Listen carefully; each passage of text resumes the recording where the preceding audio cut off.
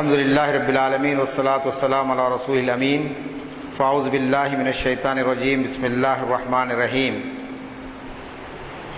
وَإِذِ ابْتَلَىٰ إِبْرَاهِيمَ رَبُّهُ بِكَلِمَاتٍ فَأَتَمَّهُنَّ قَالَ إِنِّي جَاعِلُكَ لِلنَّاسِ إِمَامًا صدق اللہ العظیم۔ ساری حمد و ستائش اور ساری کبریائی اس خالق و کون و مکان کے لیے سزاوار ہے جس نے اس کائنات کو وجود بخشا۔ درود و سلام و تمام انبیاء اور مرسلین اور بالخصوص حضرت محمد مصطفیٰ صلی اللہ علیہ وسلم پر کہ جنہوں نے ابتلا اور آزمائش کے ہر مرحلے سے گزر کر قافل انسانیت کو صراط مستقیم پر گامزن فرمایا۔ قابل احترام بزرگان ملت، آج جامع مسجد عالیہ میں تاریخ اسلام لیکچر سروس کا 730واں لیکچر منعقد ہونے جا رہا ہے۔ آج کے مقرر کا نام ڈاکٹر سید اسلام الدین مجاہد ہے اور آج کے لیکچر کا عنوان ہے سیرت ابراہیم کا پیغام امت محمدی صلی اللہ علیہ وسلم کے نام۔ ہم سب اس بات سے بخوبی واقف ہیں کہ اللہ تعالیٰ انسانوں کی ہدایت کے لیے ہر دور میں نبیوں اور رسولوں کو بھیجتا رہا ہے۔ حضرت ابراہیم علیہ الصلوۃ والتسلیم اللہ تبارک و تعالیٰ کی طرف سے بھیجے گئے رسول پیغمبر رہے اور آپ کی پوری زندگی ابتلا اور آزمائش سے بھری ہوئی ہے۔ بچپن سے جوانی، جوانی سے بڑھاپا اور آخری لمحے تک بھی آپ نے اللہ تعالیٰ کے احکامات کے مطابق قربانیوں کا ایک ایسا سلسلہ شروع کیا کہ تاریخ انسانی اگر اس کو پڑھتی ہے تو آج بھی حیران ہو جاتی ہے۔ اسی لیے اللہ تعالیٰ نے آپ کے تعلق سے قرآن مجید میں فرمایا کہ ہم نے ابراہیم کو مختلف آزمائشوں میں آزمایا اور جب وہ ان آزمائشوں میں پورے اترے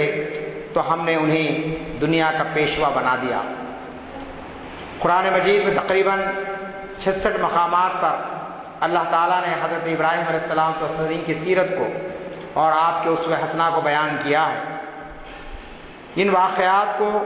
محض واقعات کے طور پر اگر ہم پڑھ لیں تو اس سے کچھ حاصل ہونے والا نہیں ہے جب تک کہ ہم حضرت ابراہیم علیہ الصلوۃ والتسلیم کے پیغام کو اور آپ کی دی ہوئی دعوت کو جب تک ہم نہ سمجھیں اس وقت تک کہ دنیا میں ہم کو انقلاب نہیں لا سکتے ہیں۔ قرآن مجید کے اندر اللہ تعالیٰ نے پیغمبروں کا ذکر اسی لیے کیا کہ کیسے کیسے حالات کے اندر انہوں نے دعوت حق کے فریضوں کو انجام دیا۔ ایک ایسے ماحول میں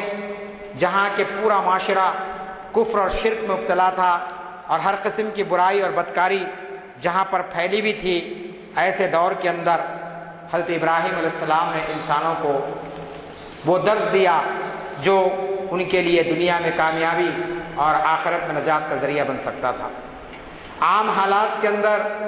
عام معاشرے کے اندر جہاں سب لوگ ایک کام کرتے ہیں، ہم بھی اگر کوئی کام کریں تو اسے کوئی غیر معمولی کام نہیں کہا جا سکتا ہے۔ لیکن ایک ایسے ماحول میں جہاں کے مخالفتیں اپنی انتہا پر تھی اور جہاں پر لوگ اپنے آبا و اجداد کے پیغام ہی کو اصلی پیغام مانتے تھے اور اسی کے مطابق زندگی بسر کرتے تھے، ایسے ماحول کے اندر آپ جانتے ہیں کہ ابراہیم علیہ السلام نے اپنی قوم کو دعوت دی۔ وہ دعوت کیا تھی؟ وہ دعوت قرآن مجید یہ کہتا ہے کہ لوگوں کو ہدایت کی طرف بلانے کی دعوت تھی، ان کو ایک اللہ کی وحدانیت کی طرف بلانے کی تھی۔ چنانچہ قرآن میں کہا گیا وَإِذْ قَالَ إِبْرَاهِيمُ لِأَبِيهِ آزَرَ أَتَتَّخِذُ أَصْنَامًا آلِهَةً إِنِّي أَرَاكَ وَقَوْمَكَ فِي ضَلَالٍ مُبِينٍ۔ یعنی ابراہیم علیہ السلام نے جب اپنے باپ آزر سے کہا کہ تو نے بتوں کو اپنا خدا بنا رکھا ہے، بے شک میں تجھے اور تیری قوم کو کھلی گمراہی میں دیکھتا ہوں۔ یعنی پوری قوم گمراہی کا شکار تھی اور کسی کے سامنے خدا کا کوئی تصور نہیں تھا۔ لوگ اپنے ہاتھوں سے بتائے ہوئے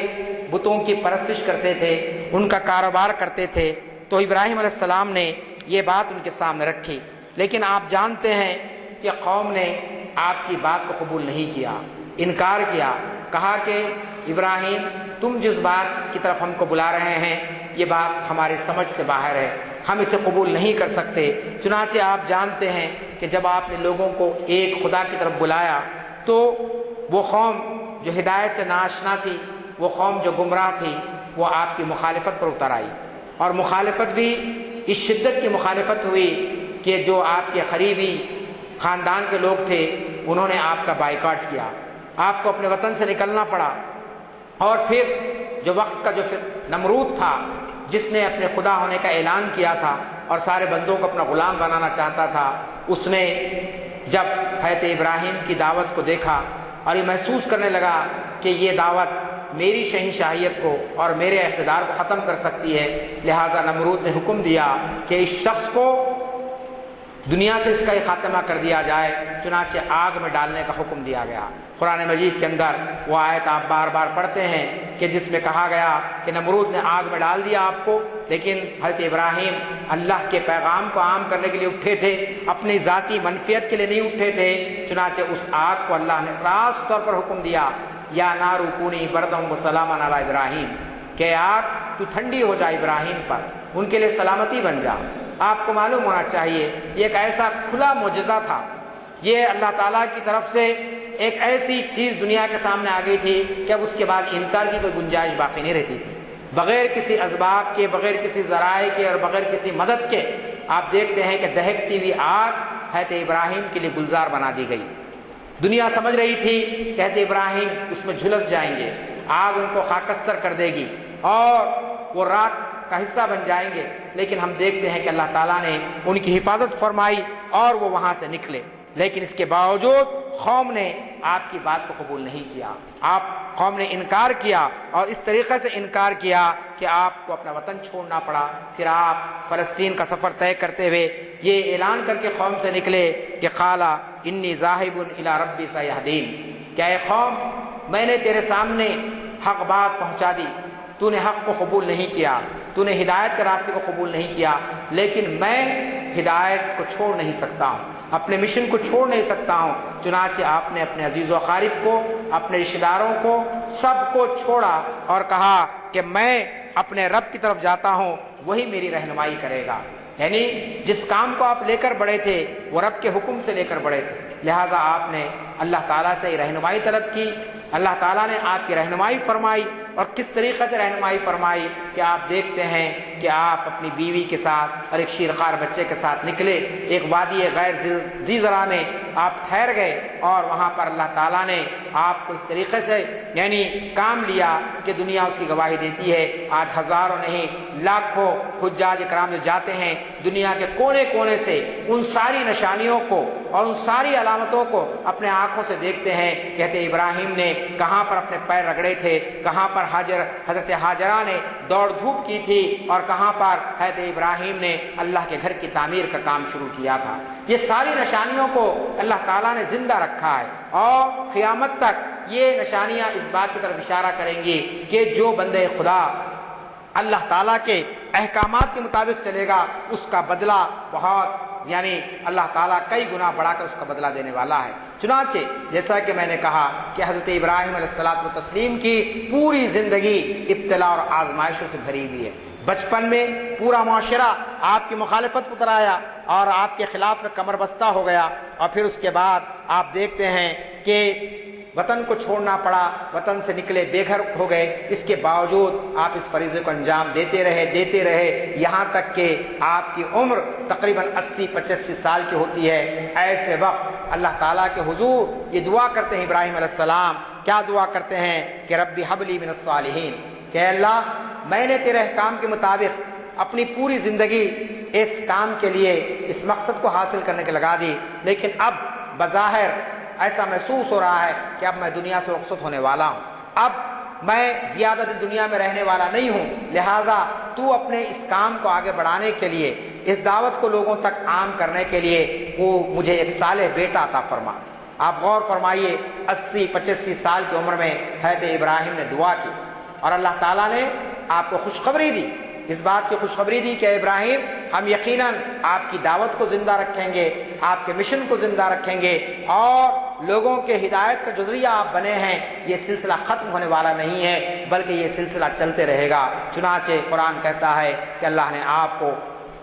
آپ کے لیے فرمایا کہ فبشرناہ بغلام حلیم، کہ ہم آپ کو ایک بردبار بیٹا عطا کریں گے جو آپ کا دنیاوی جانشین تو ہوگا ہی، لیکن آپ کے دین کا جانشین ہوگا۔ آپ جس پیغام کو لے کر آئے ہیں اس کا وہ وارث ہوگا، اور آپ جس مشقت کے ساتھ، جس محنت کے ساتھ اور جس ایثار و قربانی کے ساتھ آپ اس کام کو انجام دیے ہیں، اس کام کو وہ آپ کا بیٹا بھی انجام دے گا۔ چنانچہ اس دعا کی قبولیت کے بعد حضرت اسماعیل علیہ الصلوۃ والتسلیم کی پیدائش ہوئی۔ اکلوتے بیٹے 85 یا 90 سال کی عمر میں آپ اندازہ لگائیے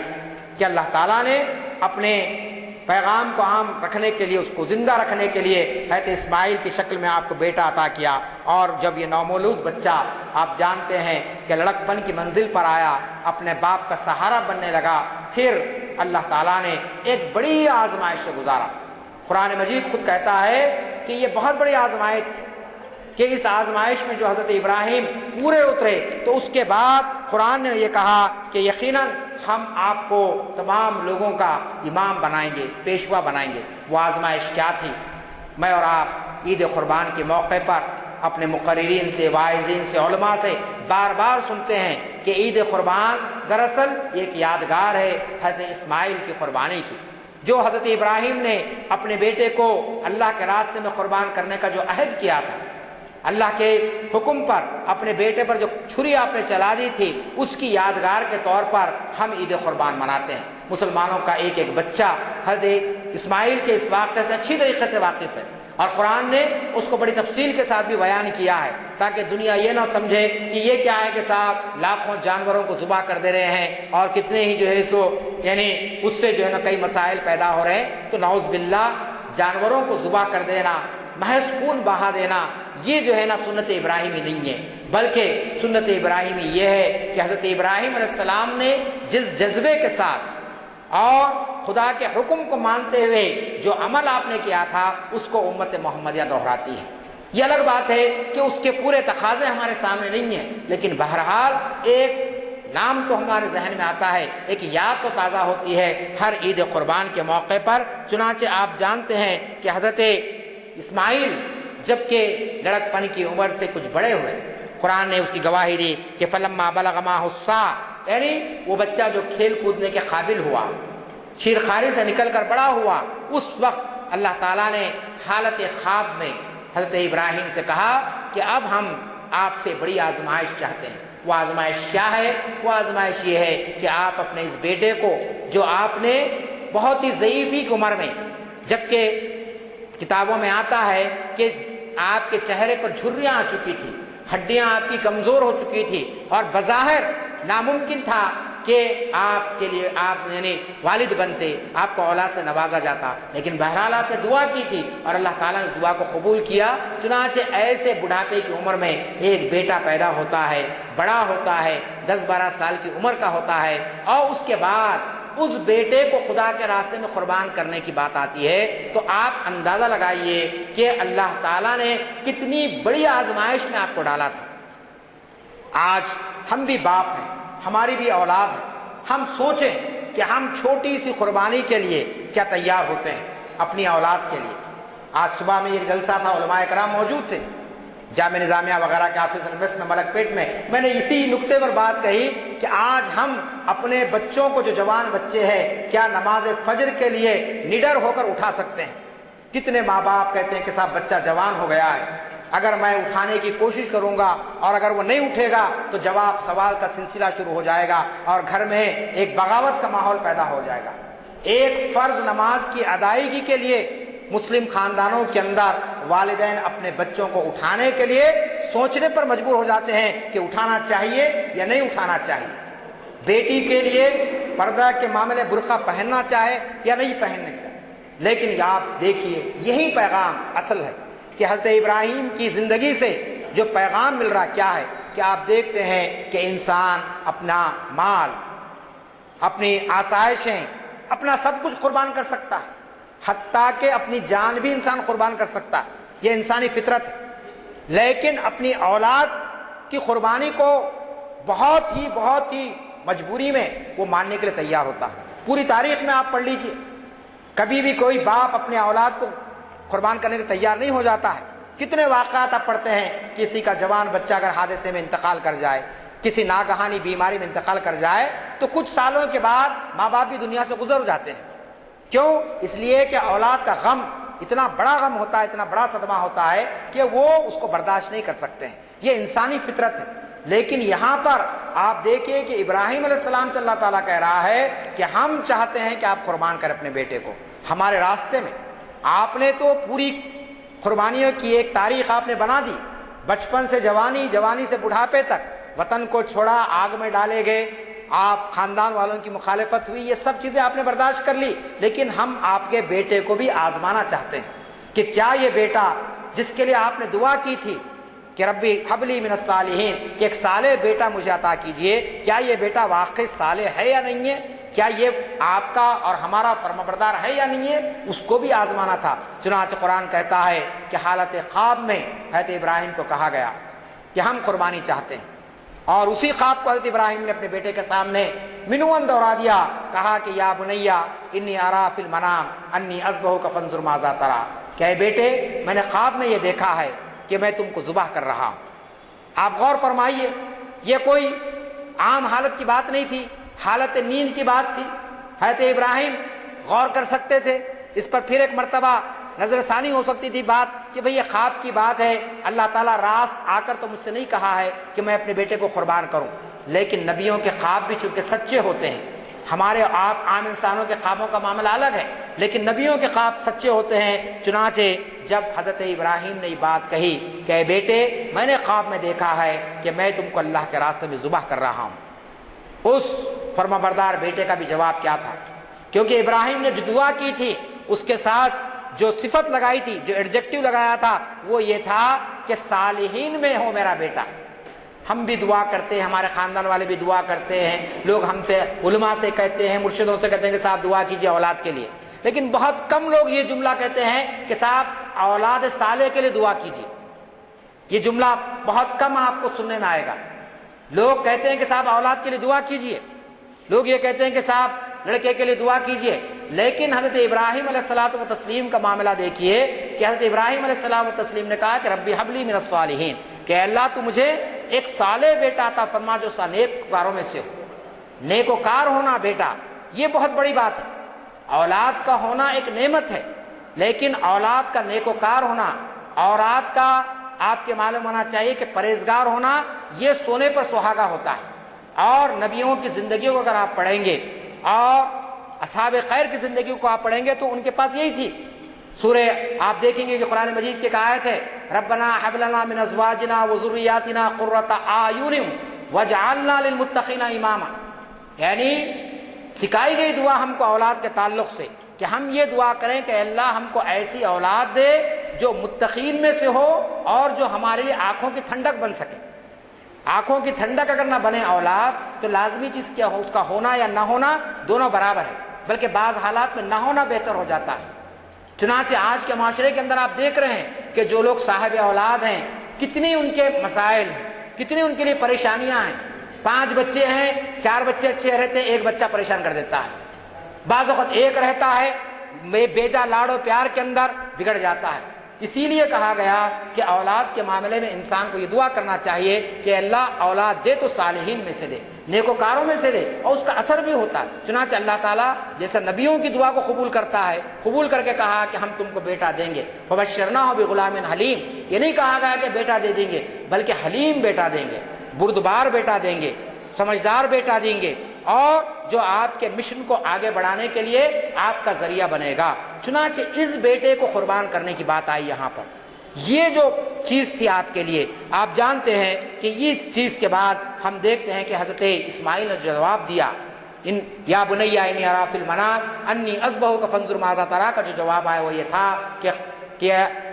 قال یا ابت افعل ما تؤمر ستجدنی ان شاء اللہ من الصابرین، کہ اے میرے والد محترم، اے میرے پیارے والد، آپ وہ کام کر گزریے جس کا آپ کو حکم دیا گیا ہے۔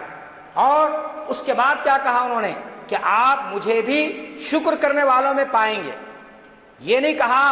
کہ میں بہت بڑا احسان کر رہا ہوں اللہ پر میری جان کی قربانی دے کر۔ باپ کی پوری زندگی آزمائشوں سے بھری ہوئی ہے، ابتلا سے بھری ہوئی ہے، اور بیٹے کا بچپن کا دور ہے، اور ایسے وقت بیٹا یہ کہہ رہا ہے کہ میں اس عمل کے ذریعے ہو سکتا ہے کہ اللہ تعالیٰ مجھے بھی صابرین میں شامل کر لے گا. قال ستجدنی انشاءاللہ من الصابرین، کہ آپ مجھے صبر کرنے والوں میں پائیں گے. ایسا نہیں ہے کہ میں واویلا کروں گا یا میں جو ہے نا آپ کے بات کو جبرن آپ مجھ پر مسلط کر رہے لہٰذا میں اس کو قبول کروں گا، ایسا نہیں. بلکہ جس خوشنودی رب کے ساتھ، جس رضا الہی کے ساتھ آپ اپنی بات کو پیش کر رہے ہیں، اسی بات کو میں آپ کے سامنے پیش کر رہا ہوں. چنانچہ آپ جانتے ہیں کہ والد اور بیٹے کی اس گفتگو کو قرآن نے بڑے ہی لطیف انداز میں بیان کیا ہے. سورہ صافات کی آیات آپ پڑھیے تو آپ کو اندازہ ہوگا کہ کس طریقے سے پورا ایک منظر کشی آپ کے سامنے آتی ہے. یہ منظر اگر آپ کے سامنے رہا اور اس کے بعد آپ کسی جانور کو ذبح کرنے کے لیے چھری چلاتے ہیں تو پھر آپ دیکھیے کہ آپ کے ایمان کی سطح کیسی ہوتی ہے، آپ کس لیول پر رہتے ہیں. یہ نہیں ہے کہ صاحب میری 1 لاکھ روپے تنخواہ ہے لہٰذا میرے کو قربانی دینا ہے، بہت دن ہو گئے گوشت نہیں کھائے ہیں ہم لوگ لہٰذا 4 بکرے لا کے کاٹ دیں گے. 10 بکرے کاٹ لیجئے لیکن روح قربانی کا ایک عشیری بھی آپ کے ذہن میں نہیں آئے گا. پیسے کی بنیاد پر، شان و شوکت کی بنیاد پر لوگوں کو دکھانے کے لیے ہم اگر قربانی دیتے ہیں اور پھر حضرت اسماعیل اور حضرت ابراہیم کی یہ گفتگو ہمارے سامنے نہیں ہوتی ہے تو لازمی چیز ہے کہ قربانی کا مقصد ہی فوت ہو جاتا ہے. اسی لیے علماء کرام نے قربانی کے معاملے میں یہ بات کہی ہے خاص طور پر کہ اس تصور کو آپ کم از کم ذہن میں لائیں. عملی طور پر تو وہ کام کرنے کے لیے بہت بڑا دل گردہ چاہیے کہ اللہ کے راستے میں اپنی اولاد کو قربان کرنا، لیکن کم از کم اس تصور کو ذہن میں لائیے کہ جس تصور کی بنیاد پر اللہ تعالیٰ نے سنت ابراہیمی کو قیامت تک کے لیے جاری و ساری کر دیا ہے. چنانچہ آپ جانتے ہیں کہ فلما اسلم قبلہ وتلہ للجبین، کہ صرف گفتگو نہیں ہوئی بلکہ آپ نے اپنے بیٹے کو پچھاڑ دیا اور انہیں جو ہے نا لے آ کر آپ کو جو ہے سلٹا دیا. اور اس کے بعد ہوا کیا کہ چھری چلا دی. مفسرین یہ لکھتے ہیں کہ چھری چل گئی اور چھری کا کام کاٹنا ہوتا ہے. چھری کا کام یہ نہیں ہوتا ہے کہ صاحب چھری چلنے کے بعد کوئی چیز صحیح و سالم باقی رہے، یہ ناممکن بات ہے. لیکن اللہ تعالیٰ کی مرضی حضرت اسماعیل کی گردن کاٹ دینا نہیں تھا، صرف یہ دیکھنا تھا کہ وہ ابراہیم علیہ السلام جو پوری زندگی آزمائش و ابتلا میں گزارے، کیا وہ اس عزیز ترین شے کو جو اولاد کی شکل میں آپ کو دی گئی ہے، جو دنیا کی ساری نعمتوں سے سب سے بڑی نعمت ہے، کیا اس نعمت کو بھی وہ قربان کرنے کے تیار ہے. چنانچہ چھری چلا دی گئی اور چھری چل گئی اور اس وقت اعلان ہوا وَنَادَيْنَاهُ أَن يَا إِبْرَاهِيمُ، کہ اللہ تعالیٰ کی ندا آئی، کہا کہ قَدْ صَدَّقْتَ الرُّؤْيَا، کہ اے ابراہیم تم نے خواب کو سچ کر دکھایا. اگر گھر میں یہ گفتگو ہوتی، خاندان میں یہ گفتگو ہوتی، اس پر مشاورت چلتی تو لازمی چیز ہے کہ اللہ تعالیٰ یہ نہیں کہتا کہ قد صدقت الرؤیا، کہ تم نے خواب کو سچ کر دکھایا. عملی اقدام ہونے کے بعد، اس پورے یعنی کام کو انجام دینے کے بعد اللہ تعالیٰ نے کہا کہ ابراہیم تم نے خواب کو سچ کر دکھایا. اور اس کا بدلہ کیا ہے، اس کا جزا کیا ہے؟ اس کی جزا یہ ہے انا کذالک نجزی المحسنین، کہ اللہ تعالیٰ مخلصین اور محسنین کے عمل کو رائگاں نہیں کرتا ہے، ہم اس عمل کو زندہ رکھیں گے. اللہ نے وعدہ کیا تھا ابراہیم علیہ السلام سے کہ تم نے جو اتنی بڑی آزمائش سے گزرے ہیں، یہ عمل جو ہے نا کچھ گھنٹوں کا، کچھ دنوں کا، کچھ سالوں کا نہیں ہے، بلکہ یہ کہا گیا کہ یہ کھلی آزمائش تھی. ان ھذا لہو البلاء المبین، یعنی یہ کھلی آزمائش تھی، اس کے اندر کوئی دو رائے نہیں تھی. ایسا نہیں تھا کہ معاملہ صاحب کہ رات میں خواب دکھا اور صبح بیان کر دیا گیا، اس کے لیے کوئی دن مقرر کر دیا گیا اور اس کے بعد کوئی ہیلے تلاش کیے گئے. نہیں، بلکہ ہم دیکھتے ہیں کہ حضرت ابراہیم کو خواب آیا اور اس نے آپ نے بیان کیا اور بیٹے نے اس پر رضامندی کی. اور اس کے بعد آپ دیکھتے ہیں کہ کس طریقے سے اللہ تعالیٰ نے آپ کو اس آزمائش پر ہونے کے بعد ایک ذبح عظیم یعنی جنت سے ایک فربا میڈے کو بھیجا اللہ تعالیٰ نے، وَفَدَيْنَاهُ بِذِبْحٍ عَظِيمٍ، اور اس کو اللہ یعنی حضرت اسماعیل کے بدلے میں وہ ذبح کیا گیا. اور اس طریقے سے وَتَرَكْنَا عَلَيْهِ فِي الْآخِرِينَ، کہ اللہ تعالیٰ کو حضرت ابراہیم اور حضرت اسماعیل کی یہ ادا اتنی پسند آئی کہ وَتَرَكْنَا عَلَيْهِ فِي الْآخِرِينَ، یعنی دنیا انسانیت جب تک قائم رہے گی اس وقت تک اللہ تعالیٰ اس عمل کو جاری رکھ دیا سنت ابراہیمی کے طور پر. یعنی امت محمدیہ جو ہے، ہمارے رسول آخری نبی ہے، خاتم النبیین ہے، اب کوئی نبی آنے والے نہیں ہیں، لیکن آپ کی امت تو آتے رہے گی دنیا میں اور جب تک کہ یہ امت آتی رہے گی اس کا ایک ایک فرض زمین پر رہے گا، اس کے لیے کہا گیا کہ اس سنت ابراہیم کو تم کو زندہ رکھنا ہے، یہ عمل کو تم جاری کرنا ہے۔ چنانچہ اسی کی مطابقت میں رسول کریم صلی اللہ علیہ وسلم نے فرمایا کہ اگر کوئی شخص قربانی دینے کی استطاعت رکھتا ہے اور استطاعت کے باوجود اگر قربانی نہ دے تو وہ مسلمانوں کی عیدگاہ میں آ کر نماز نہ پڑھے، یعنی اس کو نماز بھی پڑھنے کا ہی نہیں اجازت نہیں ہے۔ اتنی ادا اللہ کے رسول کو حضرت ابراہیم کی پسند آئی کہ آپ نے یہ حکم جاری فرمایا، اور اس طریقے سے یہ پورے واقعات جو ہم بار بار پڑھتے ہیں سیرت کی کتابوں کے اندر اور حضرت ابراہیم کی سیرت کے اندر خاص طور پر، اور قرآن مجید کے اندر اگر آپ سورہ بقرہ سے دیکھیں گے، سورہ بقرہ میں، سورہ انبیاء میں، سورہ نحل میں، سورہ صافات میں اور پھر سورہ ابراہیم میں 66 مقامات پر قرآن مجید میں اللہ تعالیٰ نے حضرت ابراہیم کے زندگی کے مختلف واقعات کو بیان کیا، بچپن کے واقعات سے لے کر، جیسا کہ میں نے کہا کہ بچپن میں وہ نکلے اور کس طریقے سے انہوں نے لوگوں کو ہدایت دی، مکے میں پہنچے وہاں انہوں نے جو دعائیں کی اس کا ذکر، اور پھر اس کے ساتھ ساتھ آگ میں ڈالنے کا ذکر۔ یہ سارے واقعات کو بیان کرنے کا مقصد کیا ہے؟ اس کا مقصد یہ بیان کیا گیا کہ یہ صرف کوئی ایسا واقعہ نہیں ہے کہ اس کو سرسری طور پر گزر جائے، بلکہ جیسا کہ میں نے کہا کہ حضرت ابراہیم کی سیرت میں جو پیغام ملتا ہے اس کو نکات کی شکل میں نے رکھا ہے۔ سب سے پہلے جو پیغام ہے امت محمدیہ کے لیے وہ یہ ہے کہ آپ کی پوری سیرت دعوت اور جہاد سے بھری ہوئی ہے، ایک طرف دعوت اور دوسری طرف جہاد۔ آج امت مسلمہ نے دعوت کو الگ پیرا میں رکھ دیا ہے، جہاد کو الگ پیرا میں رکھ دیا ہے، اور جہاد کو کچھ الگ الگ معنی دے دیے ہیں۔ لوگ یہ سمجھنے لگے کہ صاحب تلوار لے کر نکلنا ہی جہاد ہے، لوگ یہ سمجھنے لگے کہ نعرے مارنا ہی جہاد ہے، لوگ یہ سمجھنے لگے کہ ہر ایک کو کافر قرار دینا ہی جہاد ہے۔ جہاد کے اگر آپ دیکھیں گے تو آپ کو معلوم ہونا چاہیے کہ انتہائی درجے تک کوشش عملی میدان میں، اور دعوت کیا ہے کہ پر اثر انداز میں تبلیغ کا راستہ اختیار کرتے ہوئے لوگوں کے سامنے بات کو پیش کیا جائے۔ دعوت کے تعلق سے قرآن نے بڑی وضاحت کے ساتھ بیان کیا، ادعو الی سبیل ربک بالحکمت والموعظۃ الحسنۃ وجادلہم باللتی ہی احسن، کہ تم لوگوں کو بلاؤ، حکمت کے ساتھ بلاؤ، ان کے ساتھ کوئی لڑائی جھگڑا مت کرو، ان کے سامنے حق بات کو پیش کرو، اور اگر وہ بات کو مان لیتے ہیں تو ٹھیک ہے، اور نہ مانتے ہیں تو ان سے تم کوئی ٹکراؤ کی کیفیت نہ پیدا کرو۔ تو یہ حضرت ابراہیم کی زندگی کے اندر دعوت کا پہلو، یہ سب سے بڑا پیغام ہے، اور ہم کو بھی اللہ کے رسول نے فرمایا کہ یہ یعنی مطلب اسلام میں جو امت مسلمہ اس وقت تو جو ہے وہ ایک امت دعوت ہے۔ ہمارا کام لوگوں کو دعوت دینا ہے، لوگوں کو متنفر کرنا نہیں ہے۔ رسول کو خود حکم دیا گیا تھا کہ تم لوگوں کو اسلام سے متنفر مت کر دو، یہ نہیں یہ نہیں یہ نہیں، بلکہ یہ بتاؤ کہ یہ کرنا ہے یہ کرنا ہے یہ کرنا ہے۔ اس طریقے سے دعوت، آپ دیکھتے ہیں کہ دعوت کے معاملے میں حضرت ابراہیم نے کس قسم کا انوکھا طریقہ اختیار کیا۔ اس دور کا معاملہ یہ تھا کہ لوگ جاتے تھے میلے لگانے کے لیے، تہوار منانے کے لیے، اپنے بستی کو چھوڑ کر کسی میدان میں، کسی جنگل اور بیابان کے اندر یعنی کھیل تماشے کرنے کے لیے جاتے تھے۔ حضرت ابراہیم سے بھی کہا کہ چلو تم بھی ہمارے ساتھ تاکہ تمہارا دل وہاں پر بہل جائے، لیکن آپ نے کہا کہ میں نہیں چل سکتا ہوں۔ کیوں؟ یہ نہیں کہا کہ تم میرے مخالف ہیں، میں تم کو نہیں مانتا ہوں، یہ کہا کہ میری طبیعت ٹھیک نہیں ہے، انی سقیم، یعنی میں بیمار ہوں، میری طبیعت خراب ہے۔ اس طریقے سے آپ نے مسئلے کو ٹال دیا۔ پھر اس کے بعد آپ دیکھتے ہیں کہ دعوت کا اور ایک طریقہ جو آپ نے اختیار کیا وہ کیا تھا کہ لوگوں نے کہا کہ اگر آپ بتوں کو نہیں مانتے تو ٹھیک ہے، ہم ان کو بناتے اپنے ہاتھ سے، اس پر آپ کو اعتراض ہو سکتا ہے، چلیے آپ بولیے کہ کون ہو سکتا ہے۔ دیکھیں کتنا، یعنی میں تو کہتا ہوں کہ کتنے بڑے ماہر نفسیات تھے حضرت ابراہیم علیہ الصلوۃ والتسلیم، کہ کس طریقے سے لوگوں کی نفسیات کو آپ نے سمجھا اور پھر ان کو لاجواب بھی کر دیا ان کے اپنے فعل کے ذریعے۔ چنانچہ ایک مرتبہ بیٹھے ہوئے تھے، ایک ستارہ نکلا، کہا کہ یہ ستارہ جو چمک رہا ہے یہ میرا خدا ہو سکتا ہے، اور کچھ دیر کے بعد وہ ستارہ ڈوب گیا۔ وہ ستارہ ڈوبتے ہی آپ نے جو جملے ادا کیے، آپ جانتے ہیں کہ اس کے اندر آپ نے کہا کہ یہ چیز جو ہے نا میرا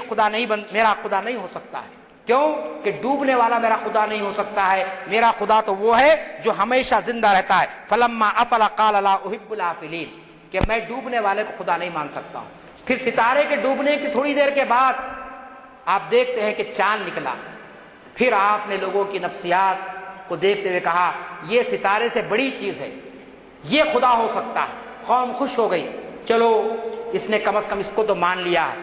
چاند کچھ دیر رہا اور صبح صادق سے پہلے چاند غروب ہو گیا، پھر آپ نے کہا یہ بھی میرا خدا نہیں ہو سکتا ہے، کیوں کہ یہ بھی ڈوب گیا ہے۔ پھر اس کے بعد جب سورج نکلا تو آپ نے کہا کہ فلما رأى القمر بازغا قال ھذا ربی ھذا اکبر، کہا کہ یہ خدا ہو سکتا ہے کیونکہ یہ چاند اور ستارے سے بڑا ہے، اس کی روشنی بھی بہت زیادہ ہے اور یہ جو ہے نا ساری چیزوں کو منور کر چکا ہے۔ لیکن اس کے بعد جب سورج بھی غروب ہو گیا تو آپ نے اعلان کیا انی وجہت وجہی للذی فطر السماوات والارض حنیفا وما انا من المشرکین، جو ہم ہر نماز میں نیت کے طور پہ پڑھتے ہیں۔ کیا آپ نے کہا کہ میں سب سے منہ پھیر کر یکسو ہو گیا ہوں اپنے رب کی طرف، اور وہ رب میرا اکیلا ہے، واحد ہے، الہ ہے اور اسی کی حاکمیت چلنے والی ہے، وہی خلاق اکبر ہے۔ اس اعلان کے بعد آپ جانتے ہیں کہ مخالفتوں کا بازار گرم ہوا۔ اس کے بعد پھر آپ دیکھتے ہیں کہ کس طریقے سے آپ نے قوم کو مختلف طریقوں سے لایا، لیکن قوم چونکہ آپ کی بات کو ماننے کے لیے تیار نہیں تھی، آزمائش آئی، دعوت کا مرحلہ ختم ہوا۔ میں نے کہا کہ لوگوں نے آپ کی دعوت کو، چاند و ستارے کی دعوت کو قبول نہیں کیا۔ پھر اس کے بعد بتوں کو آپ نے پورے،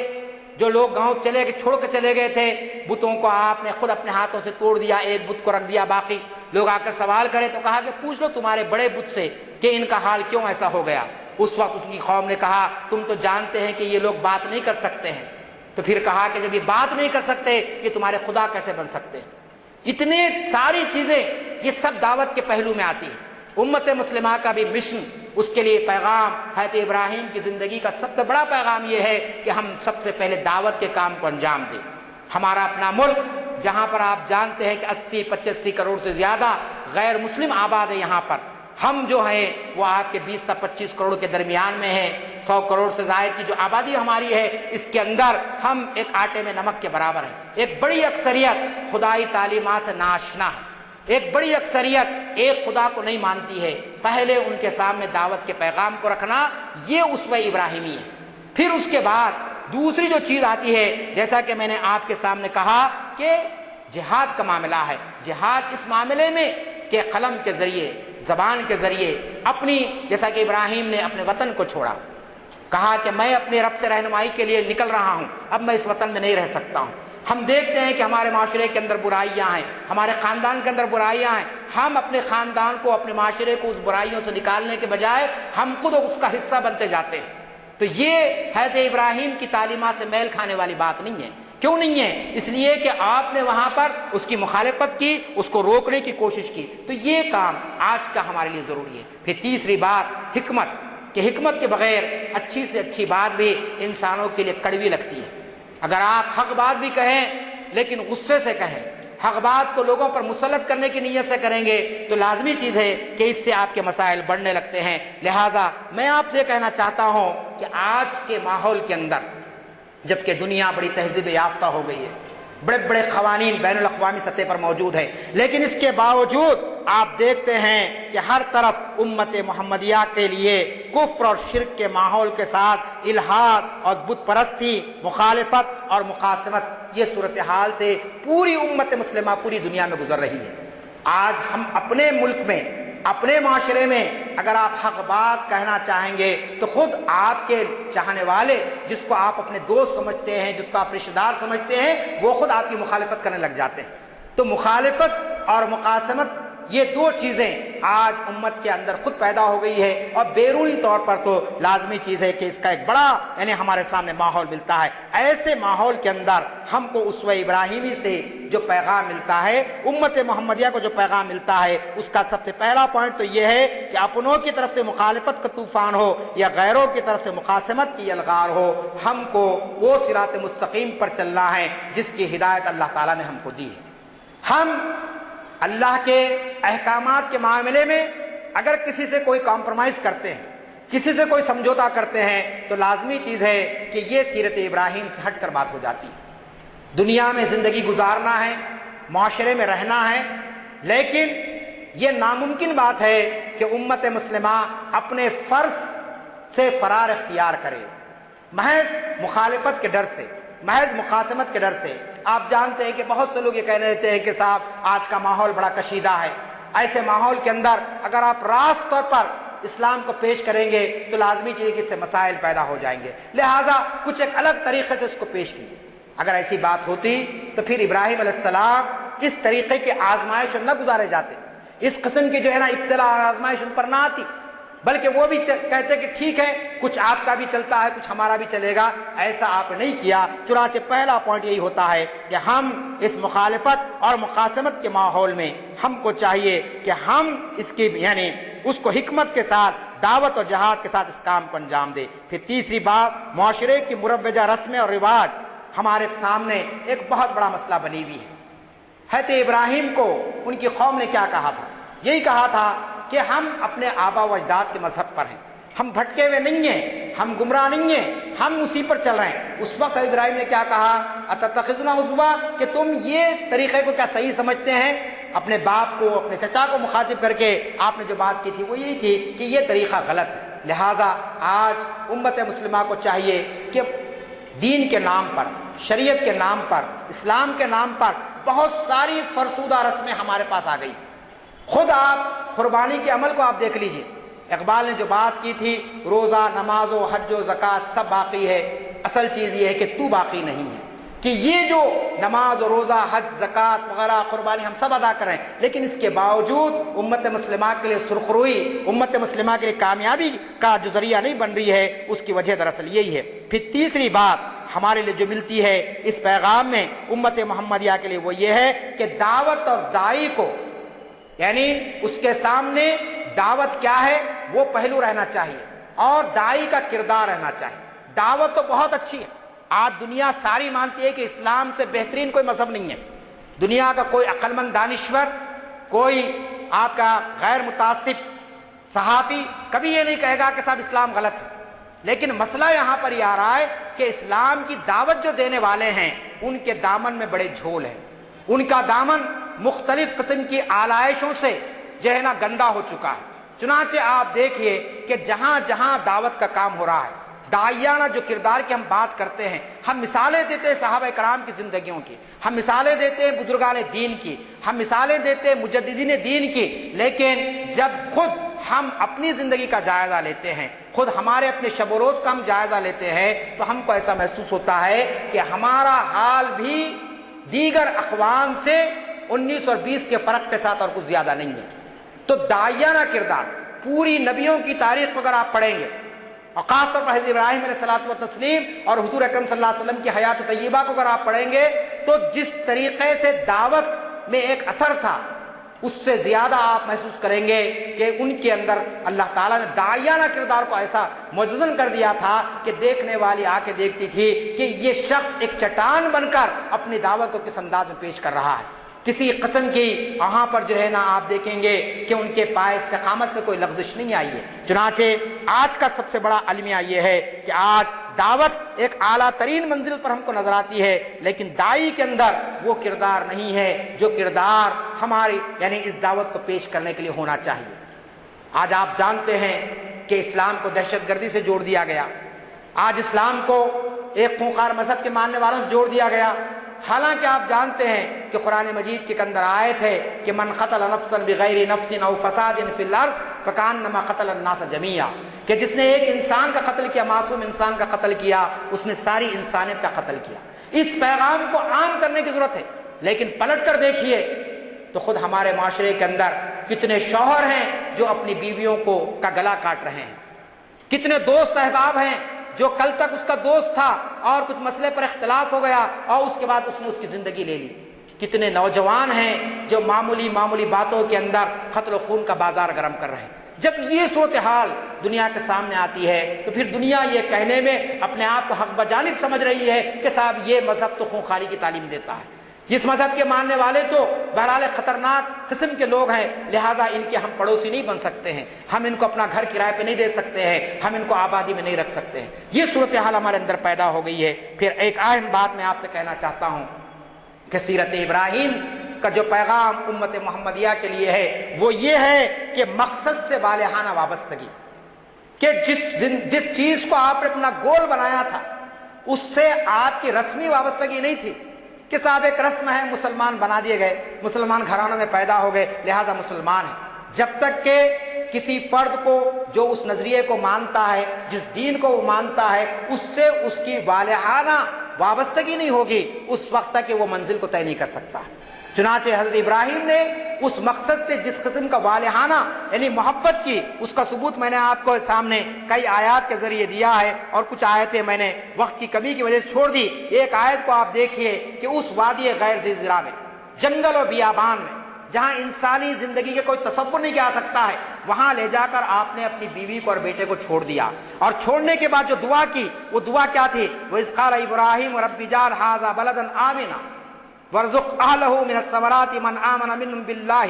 یعنی آپ دیکھیے کہ اس کے اندر کہا کہ جب ابراہیم نے عرض کیا کہ اے میرے رب اس سرزمین کو پرامن کر دے اور اس کے رہنے والوں میں سے ان لوگوں کو جو اللہ یوم آخرت پہ ایمان لائے ہیں ان کو پھلوں کا رزق عطا فرما۔ اس دعا کی تاثیر آج آپ دیکھ رہے ہیں کہ دنیا کے کونے کونے سے لوگ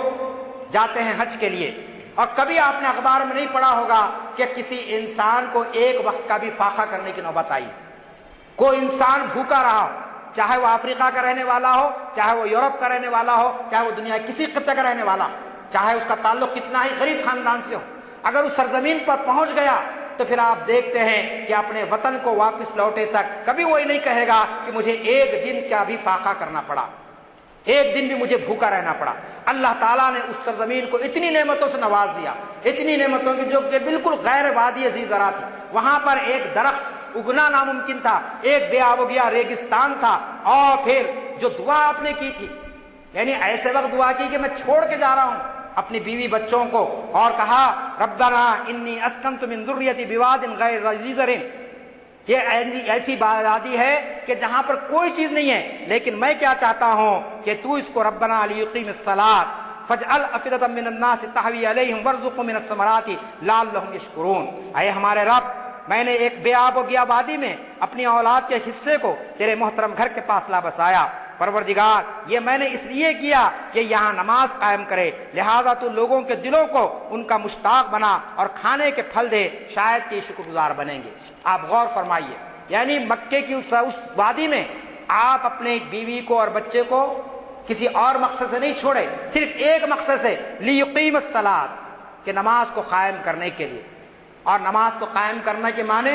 آپ محدثین سے پوچھ سکتے ہیں، مفسرین سے پوچھ سکتے ہیں، نماز کو قائم کرنے کا معنی ایک مفہوم یہ بھی ہے کہ دین کو قائم کرنا،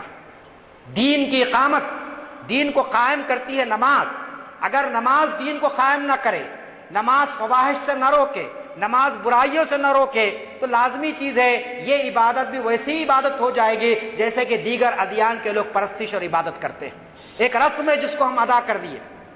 تو لہٰذا لیقیم الصلاۃ کے معنی میں یہ بات کہی گئی کہ اس طریقے سے اللہ تعالیٰ نے وہاں پر نماز کو قائم کیا اور اس طریقے سے اس شہر کو بسا دیا کہ آپ دیکھتے ہیں کہ دنیا کے کونے کونے سے لوگ وہاں پر آتے ہیں اور حج بیت اللہ کو ادا کرتے ہیں۔ اور حج بیت اللہ کے تعلق سے اللہ کے رسول یعنی قرآن مجید نے کیا کہہ دیا کہ جس کو استطاعت ہے، جو ہے نا صاحب حیثیت ہے، اس کے لیے فرض ہے، یہ واجب ہے، اس کو ادا کرنا ہے زندگی میں ایک مرتبہ۔ اگر اس نے ادا نہیں کیا تو لازمی چیز ہے کہ اس کی پوچھ اس کے پاس اللہ تعالیٰ کے پاس ہونے والی ہے۔ لہٰذا میں آپ سے یہ کہنا چاہتا ہوں کہ ہم عید قربان مناتے ہیں، اور یقیناً یہ عید قربان کے ذریعے ہم ایک نیا دینی جذبہ اپنے اندر پیدا کرتے ہیں، لیکن ضرورت اس بات کی ہے کہ ہم اس دینی جذبے کو اور مزید جلا بخشنے کی کوشش کریں اور اس میں تازگی لانے کی کوشش کریں۔ ہم حج کو جاتے ہیں، ہم عمرے کرتے ہیں، یہ ساری چیزیں ہمارے لیے سعادت کا ذریعہ بنتی ہے، ہماری کامیابی کا ذریعہ بنتی ہے، لیکن اگر یہ ساری عبادتیں بغیر مفہوم کے اور بغیر روح کے ادا کی جائیں گے تو لازمی چیز ہے کہ اس کا کوئی ہمارا یعنی دنیا میں اور آخرت میں ہم کو کوئی ثواب ملنے والا نہیں ہے۔ آپ غور فرمائیے، لاکھوں کروڑوں لوگ حج کو گئے ہوئے، اور اتنی ہی تعداد یا اس سے کم یا 20 تعداد آپ جانتے ہیں کہ شام سے نکالے گئے لوگ ہیں، عراق سے نکالے ہوئے لوگ ہیں، افغانستان سے نکالے ہوئے لوگ ہیں۔ آپ نے اخبارات میں پڑھا ایک معصوم بچہ جو کشتی میں اپنے خاندان کے ساتھ جا رہا تھا، وہ کشتی الٹ گئی اور وہ بچہ سمندر میں غرق ہو گیا اور لہروں نے لا کر اس کو ترکی کے ساحل پر چھوڑ دیا۔ دنیا کا ضمیر جاگ گیا، یورپ کے لوگ جو عام طور پر ہم سمجھتے ہیں کہ بے ضمیر ہوتے ہیں، لیکن بہرحال ان کا بھی ضمیر جاگ گیا، انہوں نے اپنی سرحدوں کو کھول دیا، کہا کہ یہ لوگ ریفیوجیز ہیں، ان کے ساتھ بڑا ظلم ہوا ہے، خود ان کے لوگوں نے ان پر ظلم کیا ہے، لہٰذا ہم ان کو مدد کے آگے بڑھتے ہیں۔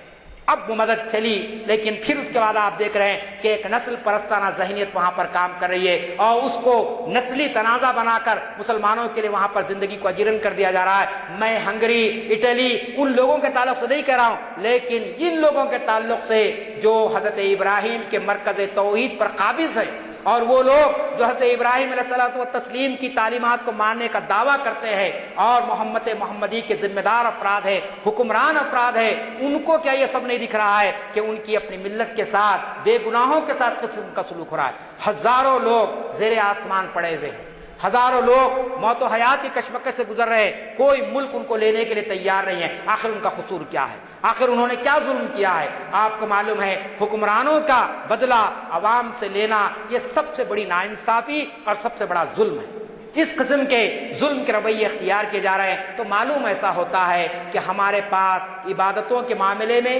معاملات کے معاملے میں رسمیں رہ گئی ہے، روح ختم ہو گئی ہے۔ اگر روح زندہ ہو جائے گی تو ایسے واقعات نہیں ہوں گے۔ اگر ہمارے اندر ایمان تازہ ہو جائے گا حضرت ابراہیم جیسا، تو لازمی چیز ہے یہ ساری چیزیں نہیں ہو سکتی ہے۔ لہٰذا میں آپ سے یہ کہنا چاہتا ہوں کہ حضرت ابراہیم کے اسوے میں، آپ کی سیرت کے اندر ایک اور جو پیغام ہم کو ملتا ہے وہ صبر اور استقلال کا پیغام ہے۔ آج امت مسلمہ چھوٹے چھوٹے معاملات میں بے صبری کا مظاہرہ کرتی ہے، استقلال نام کی تو کوئی چیز کے اندر باقی نہیں رہی ہے۔ ہم بہت جلد کسی جماعت کے تعلق سے، کسی ایسے فرد کے تعلق سے جو ہمارے سے اختلاف رائے رکھتا ہے، اس کے تعلق سے ایک منفی سوچ اپنے اندر پیدا کر لیتے ہیں۔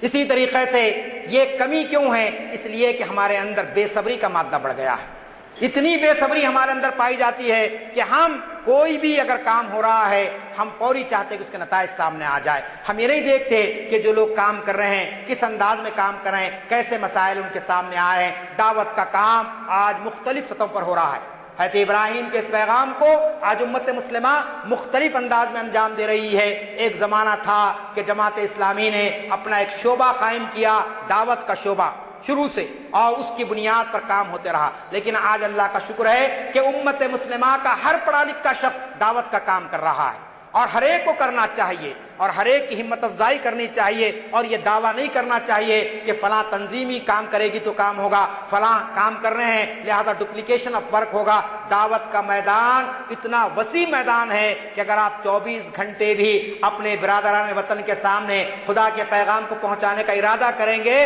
تو یہ 24 گھنٹے بھی آپ کو بس نہیں ہوں گے۔